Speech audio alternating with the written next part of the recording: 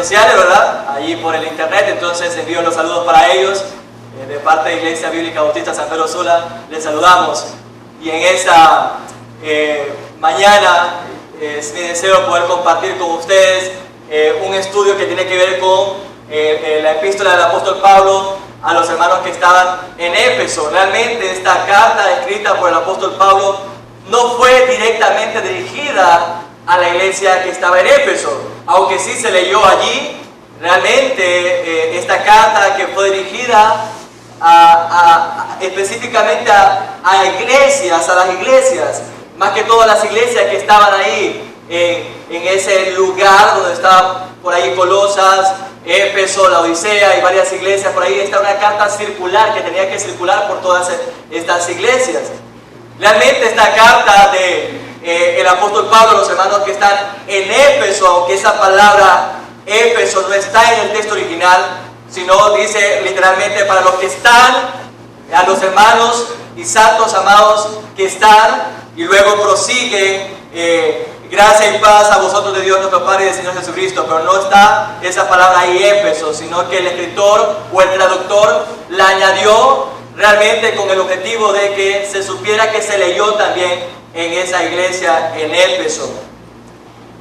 Ahora, hablando con respecto a esto, esta carta más que todo tiene el propósito de poder llevar a la iglesia de Éfeso a concentrarse en el Evangelio. Esta carta, por así decirlo, muchos comentaristas dicen que es como el clímax de las cartas del apóstol Pablo a las iglesias. Es la carta que ocupa, por así decirlo, el primer lugar, aunque sabemos que todas las cartas llevan el Evangelio, promueven el Evangelio.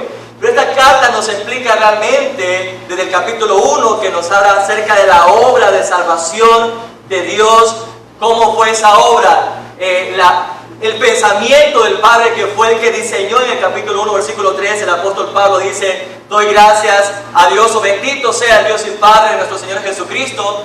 Exalta totalmente a Dios por la obra del Padre en escogernos a nosotros desde antes de la fundación del mundo, la obra del Hijo al redimirnos y la obra del Espíritu Santo al sellarnos. O sea, la obra completa de salvación mostrada a través de la bendita Trinidad. Eso lo habla en el capítulo 1 de Efesios. Capítulo 2 habla de cómo realmente se dio esa salvación en nosotros, que no tiene que ver con obras, no fue algo por obras, sino que fue por gracia. Cuando el creyente le dice a los hermanos en Éfeso: hermanos, recuerden que ustedes estaban muertos, en el capítulo 2, versículo 1, dice: estando ustedes muertos en delitos y pecados, fueron reconciliados con Cristo, o Él os dio vida a vosotros. Gracias, querido hermano.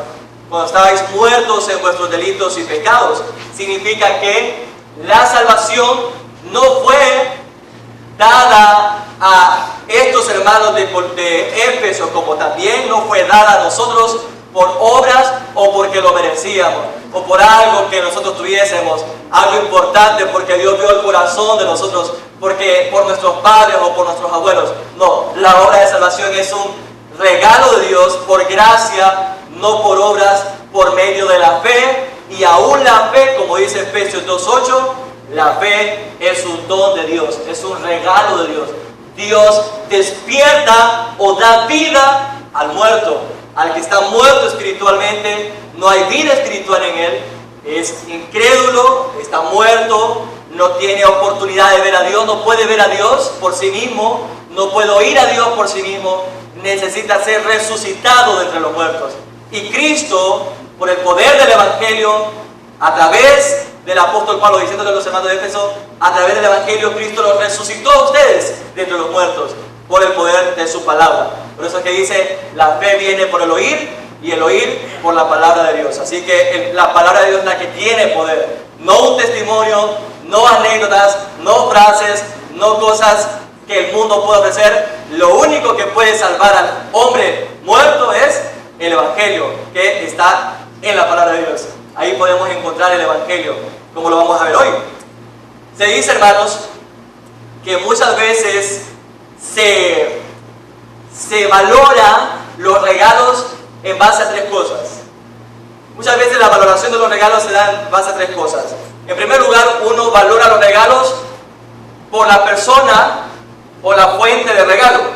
A veces nosotros nos damos cuenta que la persona que nos dio ese regalo es alguien de escasos recursos, hizo un gran sacrificio para darnos ese regalo. Y a veces nosotros lo valoramos por eso. Otra manera de valorar los regalos es también por lo que motivó a esta persona para darnos ese regalo. Y a veces vemos que estas personas son motivadas por el amor, por algún interés, no sé, pero a veces valoramos los regalos por las motivaciones.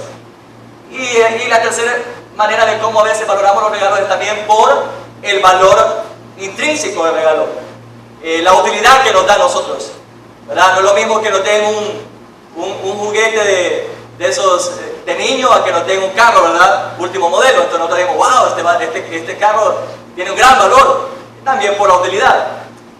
Pero si nosotros aplicáramos esos principios de valorar esos regalos a lo que la palabra de Dios nos dice con respecto a valorar la fe que Dios nos da y también los sufrimientos que Dios nos da, realmente si nosotros conociéramos realmente cuán valioso es la fe y el sufrir por causa de Cristo, realmente valoraríamos realmente estas dos cosas.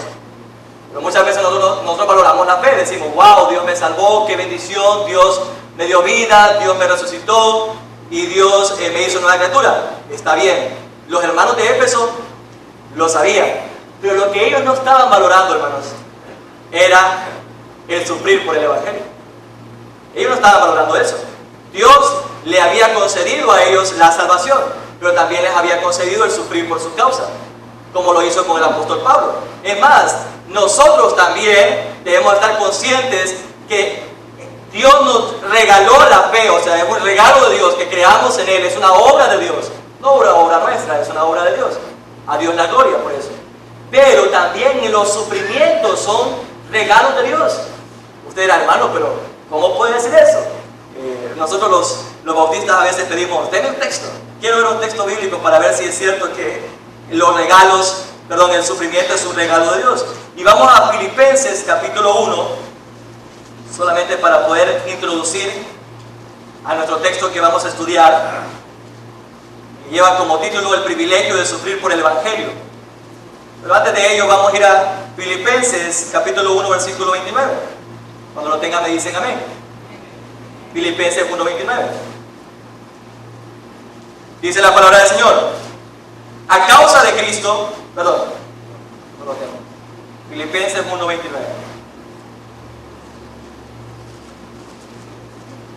Dice: porque a vosotros os es concedido a causa de Cristo, no solo que creáis en Él, sino también que padezcáis por Él. Ahí la palabra concedido es caris, gracia, porque a vosotros os es regalado, es dado, no solamente que creamos, a causa de Cristo, no solamente que creamos en Él, eso se nos dio a nosotros, el creer, sino también que padezcamos por Él. O sea, es un regalo padecer por causa de Cristo. Bienaventurados los que padecen por mi causa, o son vituperados, y perseguidos por mi causa, son bienaventurados, porque es un regalo de parte de Dios que suframos por Él. Hoy en día se predica un falso evangelio, que no tenemos que sufrir, pare de sufrir, dice. Eso no es el evangelio, usted lo va a ver ahorita, el apóstol Pablo, gloriándose en los sufrimientos, regocijándose en los sufrimientos. Bien, y vamos a ver en esta mañana realmente 3 razones por las cuales es un privilegio sufrir por el evangelio. 3 razones por las cuales es un privilegio sufrir por el Evangelio a fin de gloriarnos en Cristo. A fin de gloriarnos en Cristo. 3 razones por las cuales es un privilegio sufrir por el Evangelio a fin de gloriarnos en Cristo. ¿Y cuál es la primera razón? Vámonos a Efesios capítulo 3. Efesios 3. Vamos a ver si esta media hora me ajusta. Efesios 3. Vamos a leer del verso 1 al versículo 13 y vamos a aclarar ciertas cosas que están escritas aquí. Efesios 3 del 1 al 13. ¿Lo tienen, hermanos? Por esta causa, dice yo, Pablo, prisionero de Cristo Jesús, por vosotros los gentiles, si es que habéis oído de la administración de la gracia de Dios que me fue dada para con vosotros. que por revelación me fue declarado el misterio, como antes lo he escrito brevemente, leyendo lo cual podéis entender cuál sea mi conocimiento en el misterio de Cristo. Misterio que en otras generaciones no se dio a conocer a los hijos de los hombres, como ahora es revelado a sus santos apóstoles y profetas por el Espíritu, que los gentiles son coherederos y miembros del mismo cuerpo, y copartícipes de la promesa en Cristo Jesús, por medio del Evangelio, del cual yo fui hecho ministro por el don de la gracia de Dios que me ha sido dado según la operación de su poder.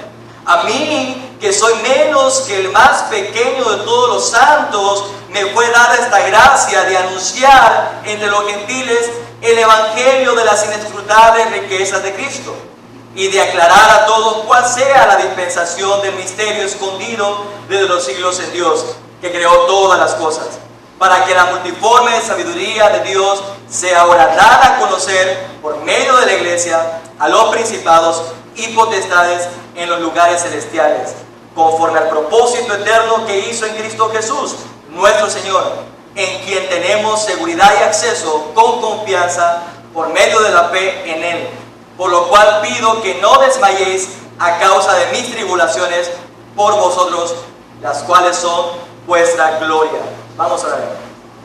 Gracias, Señor, por la bendición de poder estar aquí. Gracias por la vida de mis hermanos. Gracias, Señor, porque tú nos tienes en este lugar para que podamos entender la grandeza, la inmensidad del Evangelio, que podamos vivir el Evangelio, que podamos creer el Evangelio, que podamos glorificarte a ti por la obra del Evangelio en nuestras vidas. Estamos aquí para poder honrar tu nombre, para poder glorificar tu nombre y asimismo prepararnos para poder llevar este precioso Evangelio a otras personas.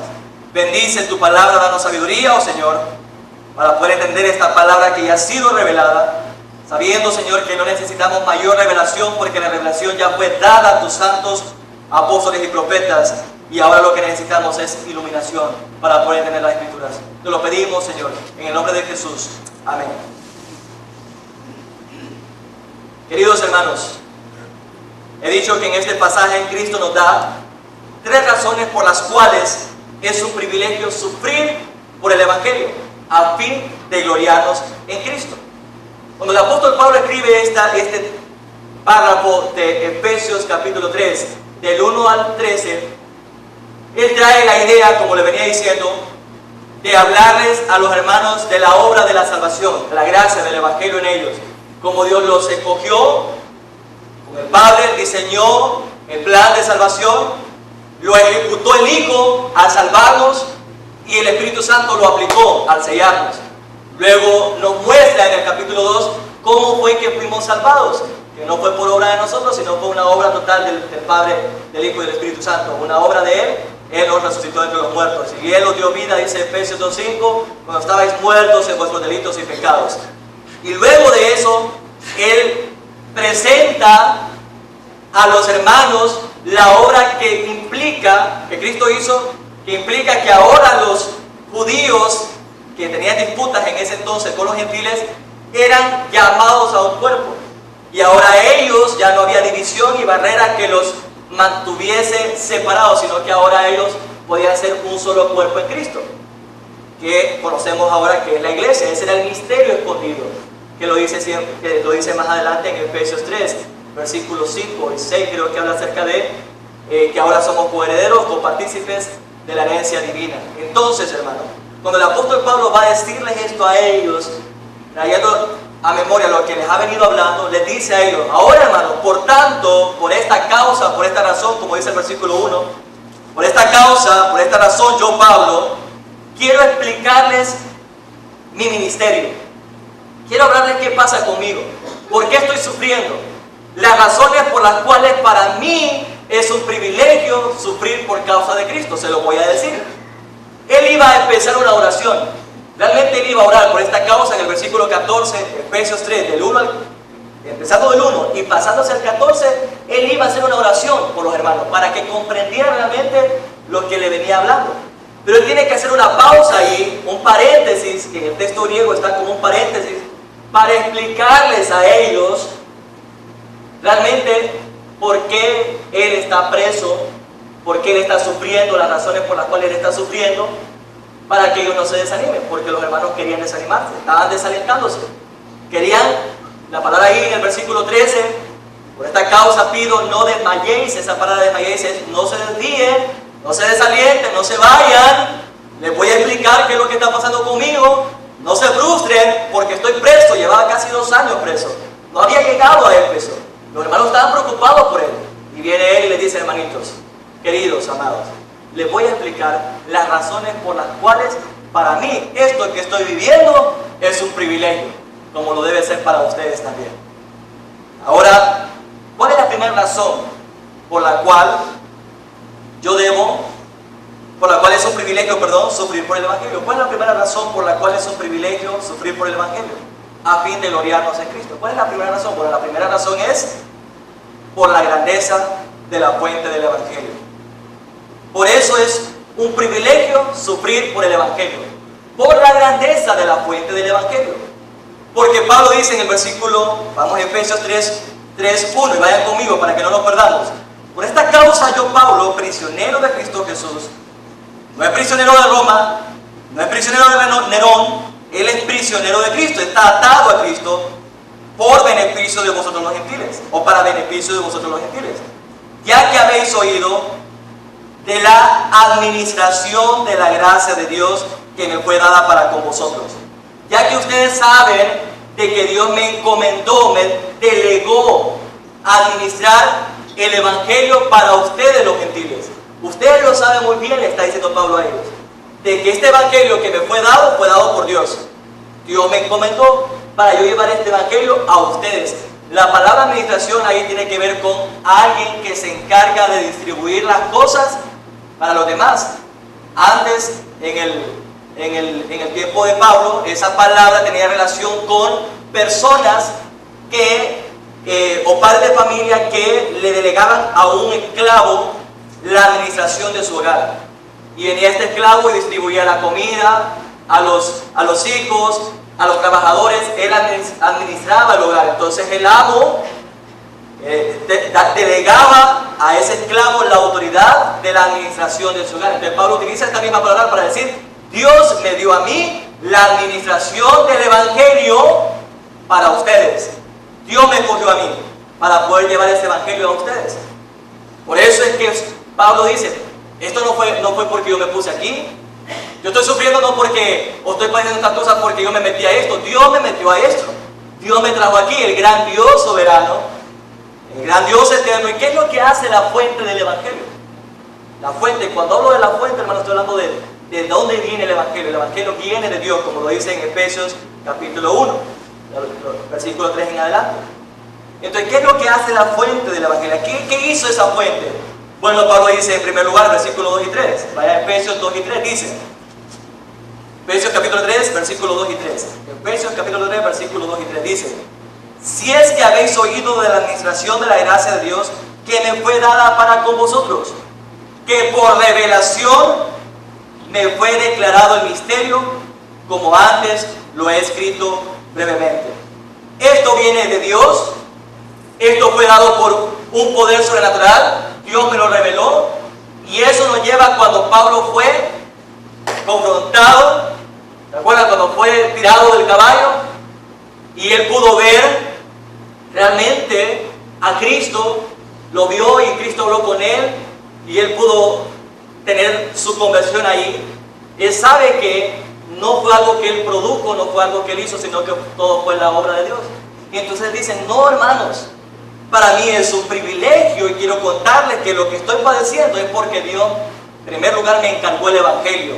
Y si me metieron preso por causa del Evangelio y yo estoy, como lo voy a decir al final, no se preocupen, porque más bien es un privilegio para ustedes, un beneficio para ustedes.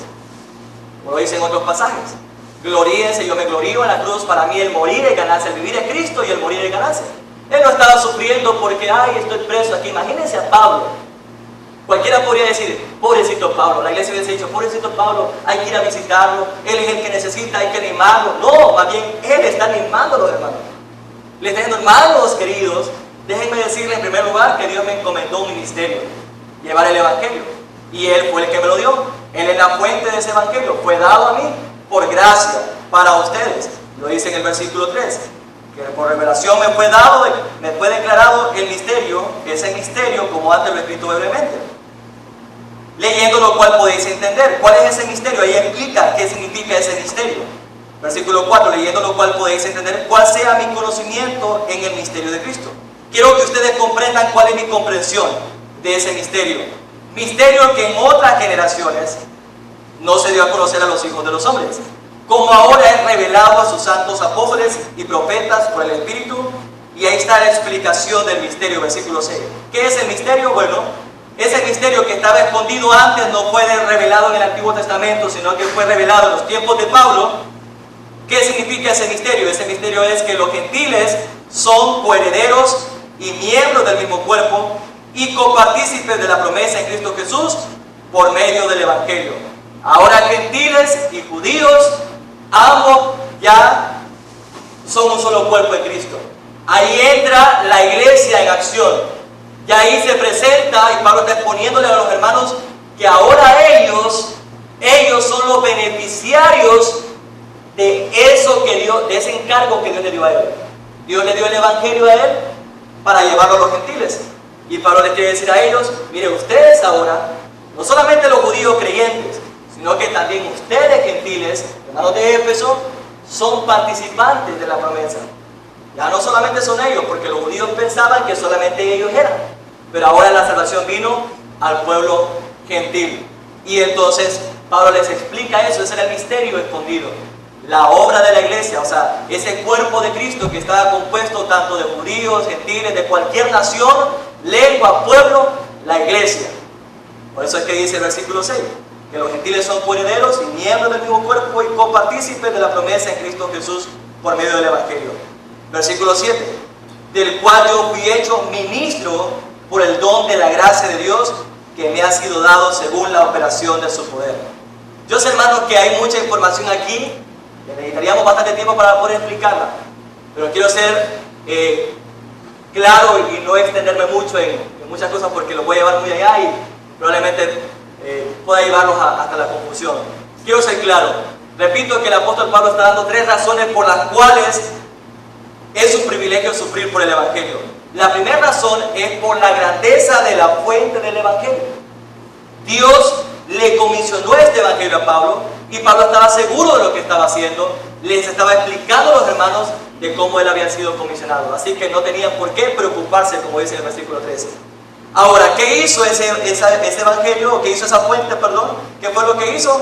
Lo hizo participante del Evangelio, número 1. Número 2, ¿qué más hizo esa fuente del Evangelio? Lo hizo su siervo, versículo 7. Lo hizo su siervo, del cual yo fui hecho ministro por el don de la gracia de Dios que me ha sido dado según la operación de su poder. ¿Por qué vale la pena sufrir por el Evangelio? Porque Él, en primer lugar, Él, Dios, la fuente del Evangelio que hizo, aquí se los acabo de decir a ustedes qué fue lo que hizo la fuente del Evangelio, lo hizo participante. Recibió la salvación por gracia, no por obras. Pablo recibió esa salvación, Dios lo confrontó y lo salvó, no porque él lo merecía, era pecador, perseguidor de la iglesia, pero Dios lo escogió, al igual que te escogió a ti, que me escogió a mí. Por eso vale la pena sufrir por el Evangelio, porque es Dios haciendo su obra en mi vida y en tu vida. Dios te escogió, es su obra, número 1. Número 2, es que también te hizo su siervo. Tanto como Pablo se le demandó a él que predicara el Evangelio, como para nosotros también, ir y predicar el Evangelio. Recuerdan que ese mandato es ir y hacer discípulos y predicar el Evangelio. No nos ha mandado Dios a predicar sanidades. No dice ahí, vayan y prediquen de sanidades, de milagros, de profecías. Si usted lee bien el texto, dice en Marcos, ir y predicar el Evangelio. Hoy hay muchos, no tanto predicadores, hoy hay un montón de curanderos y no predicadores del Evangelio, porque según ellos es el mensaje. No es ese el mensaje. Cuando vayáis, les dice a los apóstoles, mientras van, prediquen el Evangelio, hagan discípulos y las señales los van a acompañar a ustedes mientras van. Los van a acompañar ¿para qué? Para que sepa la gente en ese contexto de que ellos provenían de Dios. Era una señal que apuntaba a que ellos venían de Cristo, pero no era el mensaje de las señales. El mensaje era el Evangelio. Entonces, hermanos, ¿qué hizo el Evangelio con nosotros? ¿Qué hizo esa fuente del Evangelio? Nos hizo sus siervos. Dios nos hizo sus siervos. Primero nos dio el Evangelio, la salvación por gracia, y luego nos hizo sus siervos. Por eso es que tenemos que sentirnos privilegiados de sufrir por causa del Evangelio. Pablo lo está explicando a los hermanos. Luego en el versículo 8 encontramos la segunda razón por la cual vale la pena sufrir por el Evangelio. ¿Cuál es la segunda razón por la cual es un privilegio sufrir por el Evangelio? A fin de gloriarnos en Cristo. Versículo 8 que encontramos. Dice, a mí que soy menos que el más pequeño de todos los santos, me fue dada esta gracia de anunciar entre los gentiles el Evangelio de las inescrutables riquezas de Cristo. ¿Por qué razón es un privilegio sufrir por el Evangelio? ¿Por qué razón? Número 1, por la grandeza de la fuente del Evangelio. Número 2, por la grandeza del mensaje del Evangelio. Por la grandeza del mensaje del Evangelio. Versículo 8. A mí que soy menos que el más pequeño de todos los santos, me fue dada esta gracia de anunciar, de predicar, de pregonar entre los gentiles el Evangelio de las inescrutables riquezas de Cristo. Y rápidamente lo voy a explicar. Pablo está comparándose con el Evangelio, con Cristo. Cristo representa el Evangelio. Pablo se compara con el Evangelio, con Cristo, y él se mira a sí mismo y dice, wow, Dios me escogió a mí. Oye, hubiera escogido a otras personas que eran más tal vez idóneas, podría haber dicho Pablo, eran más capaces o más cuidadosas. Yo fui perseguidor de la iglesia, fui blasfemo, a mis pies tiraron las ropas de Esteban. Pablo fue un hombre que mató cristianos, y Pablo dice, a mí, ¿por qué se compara con el Evangelio? Él no se gloría y dice, wow, yo merecía estar aquí, yo merezco que me llamen apóstol, que me llamen. No, él dice a mí porque sabe que el Evangelio es más grande, más importante. Si pusiéramos en una balanza el Evangelio y a nosotros, créame que aunque pongamos en un lado, podemos poner en un lado a nosotros, podemos ponernos ahí planeta, tierra, como decía el pastor Paul Watcher, planeta, tierra, universo, todo lo que existe, todo lo imaginario, todo lo que podamos imaginar, lo ponemos en una balanza y ponemos a Cristo al otro lado, Cristo pesa más. Porque el Evangelio, cuando nos comparamos con el Evangelio, nos damos cuenta de los miserables que somos, de que no somos dignos. Vosotros estando muertos en delitos y pecados, ¿quiénes éramos nosotros? ¿Quién puede decir aquí, no, yo merecía ser salvo? La Biblia dice que nos dio vida cuando estábamos muertos. Es necesario, le dijo Cristo a Nicodemo, es necesario nacer de nuevo. Y no entendía aquel que significaba un maestro de la ley, maestro de maestros. El maestro, estaba el artículo ahí definido, que era un maestro reconocido. El maestro de la sinagoga le estaba preguntando a Cristo cómo pudo hacer para ser salvo. Le dijo, no sabes que necesitas tener una regeneración. Y por eso identificamos claramente a aquel que es creyente y el que no es creyente. El que es creyente en medio de las pruebas, en medio de las angustias, se refugia en Cristo y en el Evangelio. El que no es creyente deserta. Por eso es que es necesario que hayan pruebas en medio de nosotros para que sepamos quiénes son y quiénes no son. Porque eso hace el Evangelio. Me desvaloriza, me minimiza. Y muchos hoy en día lo que hacen es con lo que predican se enaltecen y se creen más porque saben idiomas y porque saben esto. No, el predicador del Evangelio se humilla y reconoce que el grande es Cristo, que el que merece la gloria es Cristo, que es su obra, que no es mi obra, que es la obra de Dios. Y lo glorificamos a Él. No es centrado en el hombre, no es homocéntrico. El mensaje de hoy en día en muchos lugares, no sé no voy a generalizar que en todas las iglesias, pero en muchas iglesias es homocéntrico, centrado en el hombre. El placer del hombre, la gloria del hombre, el materialismo y todo eso, que no digo que está mal, tampoco tener posesiones. El problema está cuando piensas que Cristo está rogándote para que te salves. Me decía el pastor Eddie, no vamos a ver a Cristo, papito, arrepentite. Cristo dice, he aquí yo pongo la bendición y la maldición.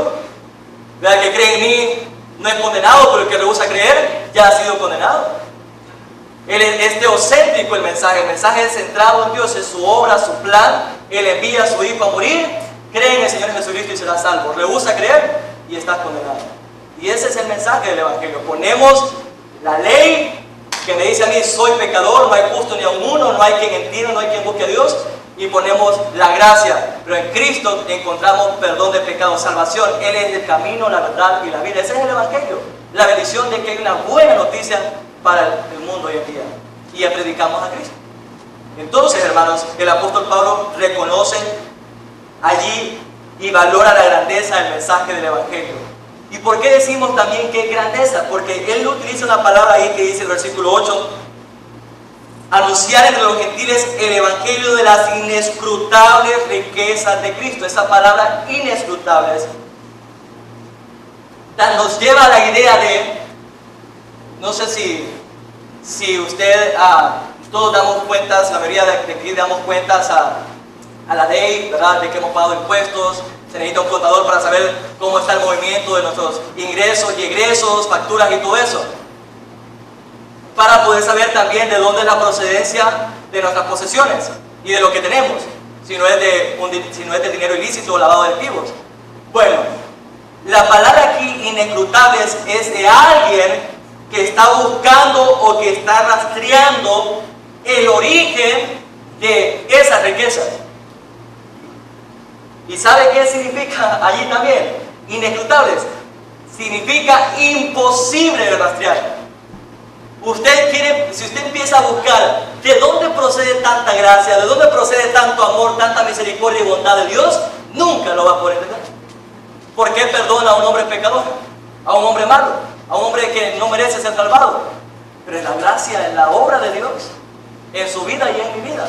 Pablo dice, Dios mío, a mí me dio el Señor esta gracia, yo siendo perseguidor. El hombre lo puede juzgar, pero Dios no lo juzga porque es una obra de Dios.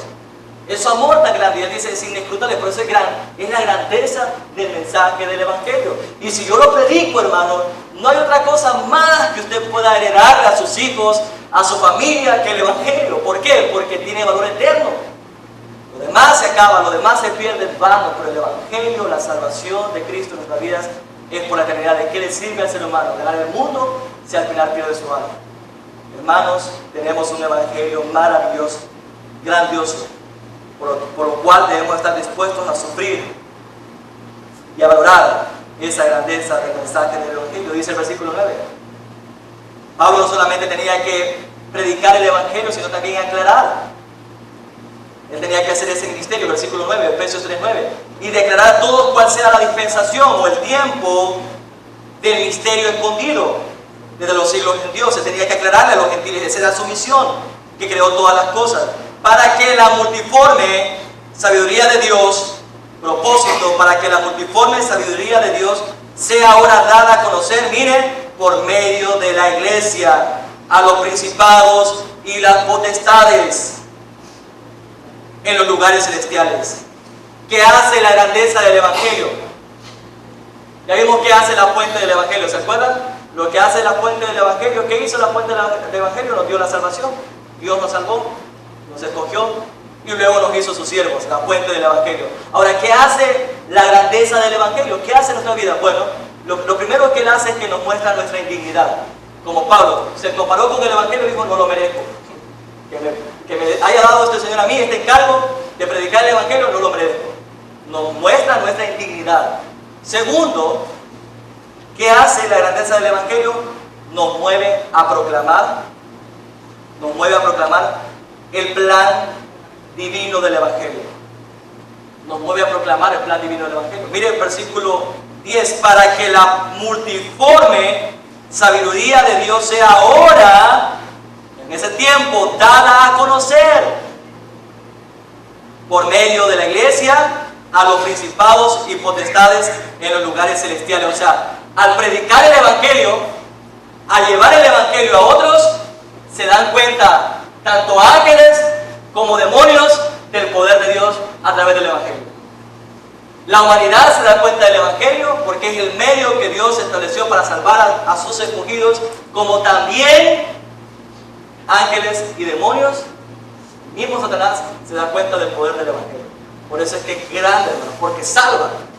El pecado condena, Satanás quiere desviarte de Dios, pero el Evangelio te dirige a la salvación, a la vida eterna. Y por eso es que es importante que nosotros veamos y valoremos realmente la grandeza del Evangelio. Nos lleva a proclamar el plan divino del Evangelio. ¿Cuál era ese plan? Dice el versículo 11, conforme al propósito eterno que hizo en Cristo Jesús nuestro Señor. Hay un propósito eterno, ese propósito de que la iglesia ahora sea la encargada de llevar ese Evangelio. Pablo le dice, yo era el encargado, Dios me había comisionado, pero ahora miren hermanitos, yo se los dejo a ustedes, ahí está el Evangelio. Ustedes son ahora los llamados a llevar el Evangelio a los demás. Así que siéntanse privilegiados. Yo lo recibí por gracia, ahora ustedes regocíjense y gloríense en Dios porque lo han recibido también por gracia. Se les ha dado. Y ese Evangelio implica que ahora nosotros como creyentes podemos venir a Cristo. Tenemos libre entrada, ya no hay división entre el hombre y Dios, ya no hay barrera que impida que yo pueda comunicarme con Dios. Miren lo que dice el versículo 12. En quien tenemos, en Cristo tenemos seguridad y acceso con confianza por medio de la fe en Él. Hermano, usted puede ir a mi casa o yo puedo ir a su casa y probablemente yo no voy a tener la confianza o usted no va a tener la confianza de poder entrar a mi cuarto o al cuarto de mi mamá. Cuando llegamos a una casa esperamos que nos entren, nos sentamos ahí, estamos, ¿verdad? A ver si nos dan algo y nos quedamos ahí pensativos, ¿verdad? Pero no tenemos esa confianza de venir a cada cuarto y arreglar aquí, abrir la refri, un fresquito, nada de eso, nada. Yo espero que cuando usted me invite me dé la oportunidad de hacer eso, de agarrar fresquito y todo. Pero en Cristo, hermanos, en Cristo, ahora le dice el apóstol Pablo, hermanos, ustedes que poseen el Evangelio, déjenme decirles que tienen la confianza, plena confianza y seguridad que ustedes pueden ir por cada cuarto, por cada rincón, por cada lugar del trono celestial. Ustedes pueden entrar delante del trono confiadamente, como un hijo que está en la casa de su padre. ¿Qué le impide comunicarse con Dios? ¿Qué le impide el perdón? ¿Qué le impide? Dígame, ¿qué le impide? Nada. Ya no somos más esclavos del pecado. Somos libres en Cristo de venir las 24 horas del día a orar, postrarnos delante de Él, humillarnos y recibir de parte de Él esa riqueza, esa fortaleza, ese ánimo. Hablando precisamente el domingo pasado con los hermanos de San Jorge acerca de cómo salir de la depresión, utilizando el texto de Salmos, capítulo 119, versículo 25, y cómo el salmista allí escribe y dice que él lo que hace cuando está en ese momento de crisis y dificultad, dice, te conté mi caminar. O sea, qué bonito cuando uno tiene a quien contarle, ¿verdad?, sus cosas. ¿No le ha pasado, hermano, que usted está en un momento difícil, no hay a quien, no tiene la seguridad y la confianza de acercarse a alguien y decirle, mira, te cuento lo que me está pasando? Pero usted puede contarle a Dios lo que le está pasando. Puede ir confiadamente y decirle, Señor, aquí está mi vida, estoy yo, estoy humillado, estoy pasando estas tribulaciones, y eso lo hace el salmista. El Salmo 119, versículo 25, Él expresa al Señor su andar, su vivir, y Él se refugia en el Señor para pedir fortaleza, entendimiento en medio de las pruebas. Una bendición, hermanos, poder encontrar fortaleza en el Señor. Efesios 6:10 habla de eso, de fortaleceros en el Señor y en el poder de su fuerza. Ahora, hermanos, les he dicho dos razones por las cuales es un privilegio sufrir por el Evangelio, a fin de gloriarnos en Cristo. La primera era valorar la grandeza de la fuente del Evangelio. La segunda razón era valora la grandeza del mensaje del Evangelio. ¿Por qué es un privilegio sufrir por el Evangelio? Por la grandeza de la fuente del Evangelio y por la grandeza del mensaje del Evangelio. Valóralo. Y la tercera razón por la cual es un privilegio sufrir por el Evangelio, a fin de gloriarnos en Cristo, es por la grandeza del propósito del Evangelio. La grandeza del propósito del Evangelio. Versículo 13 dice, Efesios 3:13, por lo cual pido, hermanos, les animo. Ese pido no es tanto de una súplica de alguien que le está implorando a otro, no, les está como redarguyendo, les insisto, les animo para que no desmayen, para que no se desvíen a causa de mis tribulaciones por vosotros, porque son por el beneficio de vosotros, lo cual es para su gloria, para que ustedes se gloríen en Cristo. ¿Por qué entonces es importante reconocer la grandeza del propósito del Evangelio? Porque el propósito del Evangelio, en primer lugar, lleva a la salvación. Por eso Pablo está luchando y por eso Pablo está sufriendo, porque este sufrimiento va a producir en los hermanos y en las naciones vida eterna.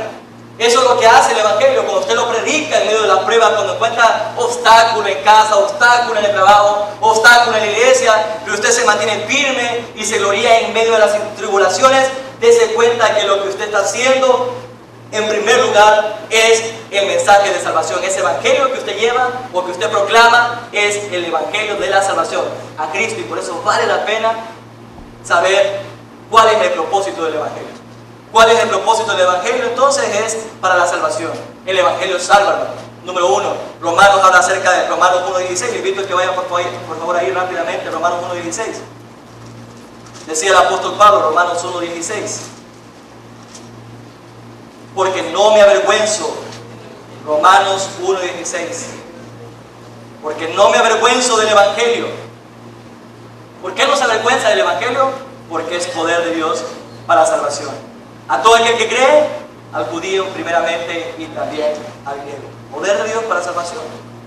¿Cuál es el propósito del Evangelio? El propósito de salvación del Evangelio es para la salvación. Número 2, el propósito del Evangelio es para la edificación. Y por eso hay que reconocer la grandeza del propósito del Evangelio. Es para la edificación. Hermanos, lo que estamos haciendo aquí, cuando predicamos a Cristo, hablamos de Cristo, es para edificación de la iglesia. Quiero ser, ya casi acercándome al fin, quiero ser claro en esto. Si el apóstol Pablo está sufriendo, él no está sufriendo porque está preso, ¿no? Lo dice más adelante en las cartas, Colosenses. Su preocupación y su sufrimiento, no crean que es porque está encadenado como un soldado romano ahí. No es eso. La preocupación, el sufrimiento más grande de Pablo eran los hermanos de la iglesia. La novia, la esposa de Cristo, por quien Cristo dio su vida. Pero yo me pregunto, si realmente nosotros estamos sufriendo, nuestro sufrimiento, hermanos, usted viene, si le podemos llamar sufrimiento, viene y piensa que solo a mí me toca barrer, solo a mí me toca hacer esto, solo a mí me toca esto. Yo le pregunto, su mente, su pensamiento es, esto lo hago para la gloria de Dios y para la edificación del cuerpo de Cristo. Y cuando hablamos de la iglesia, el apóstol Pablo no está pensando solamente en Éfeso. Él escribió 4 cartas en la prisión: Colosenses, Efesios, Filipenses, creo que Filemón. Él no está pensando en una iglesia. Él está pensando en todas las iglesias a las cuales él preside. Y por lo tanto, él no está pensando solamente en Éfeso. Él está pensando en Colosas. Él está sufriendo y su sufrimiento es para poder proteger a los hermanos de las herejías y por el Evangelio. Eso es lo que está haciendo él, sufriendo por el Evangelio, queriendo que los hermanos sean edificados, fortalecidos, que sean maduros en la fe, que conozcan completamente a Cristo y que las herejías no los lleven y los desvíen a blasfemar de Cristo, a apartarse o a apostatar de Cristo. Ese es su sufrimiento. No está pensando en, ay, qué barbaridad, que solo a mí me dejan, que solo yo canto, que solo... Antes pensaba así yo, solo a mí me ponen. No, hermano, un privilegio, un privilegio. La pregunta es, ¿usted realmente ha conocido el Evangelio? ¿Usted conoce el Evangelio? Si usted lo conoce, ese Evangelio debe aflorar en usted, debe manifestarse, que es lo que habla en el capítulo 4, 5 y 6 de Efesios. La manifestación del Evangelio en nuestra vida práctica, en nuestro trato con los demás hermanos, en nuestro amor por la iglesia, en nuestro amor por el prójimo, en nuestro amor a Dios, en nuestra vida de santidad. Esa es la manifestación del Evangelio. Se cuenta que en cierta ocasión había un señor, un poeta muy reconocido, y dice que había un auditorio grande, y este poeta era muy profesional, y cuando daba poesías o declamaba poesías, era muy llamativo, ¿verdad? gustaba el oír a esta persona. Y él vino y le dijo a la gente del público, a ver, díganme ustedes, díganme qué quieren que les declame, qué poesía quieren que les declame o les hable. Y vino en medio del público, se levantó un anciano. Y le dijo, yo quiero que me declame el Salmo 23. Y Dios vino a él y se quedó pensativo ese señor. Bueno, lo voy a hacer. Y empezó él a declamar el Salmo 23 de tal manera que era tan maravilloso escuchar a esta persona que cuando terminó de recitarlo, la gente se puso en pie y empezó a aplaudirle. Y este señor que estaba enfrente le dijo al anciano, a ver, ahora quiero escucharlo a usted, venga aquí y declame el Salmo 23. Y este señor, nervioso, pero con valor, porque estaba poniendo a prueba realmente su conocimiento de este salmo, vino él y se paró, tambaleando con un bastón, se puso enfrente del público y empezó a hablar con una voz tan dulce y a la misma vez cuando empezó a recitarlo, su voz se le empezó a quebrar. Y empezó a llorar el Señor, llorando al momento de recitar el Salmo 23. Y cuando él terminó, la gente vio, el Señor vio a toda la gente con lágrimas en sus ojos.